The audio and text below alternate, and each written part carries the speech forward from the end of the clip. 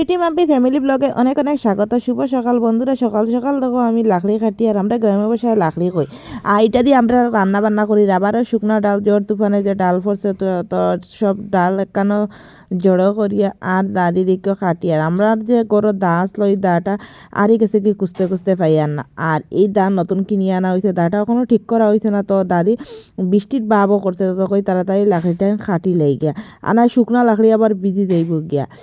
আর ইত্যাদি আমরা রান্না বান্না করি গাছের ডাল দিয়ে। আমরা গ্যাস ব্যবহারটা খুব কম করি, কারণ আমরা বাড়ির তো এইরকম শুকনা খাট আছে, তো ইত্যাদিও।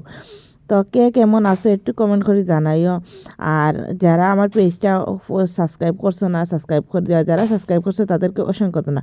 তো কথা কইতে কইতে বৃষ্টি আই গেছে, কি কত দেখো ঝড় বৃষ্টি, আর শিলও দিছে এর মধ্যে।